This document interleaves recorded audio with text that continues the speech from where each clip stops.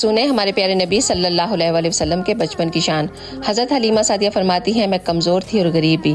मेरा अपना बच्चा दूध की वजह से बिलखता था। जब मैं मक्का आई, सब दाइयों ने बच्चे ले लिए, लेकिन मुझे किसी ने बच्चा न दिया।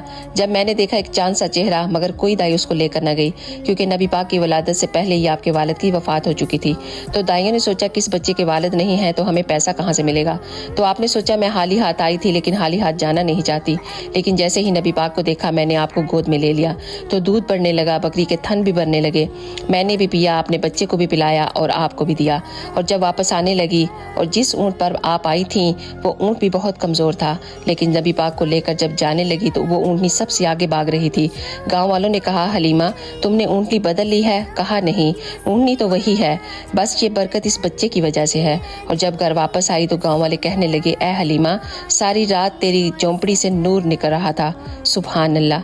अगर आपको ये वीडियो अच्छी लगे तो ज़रूर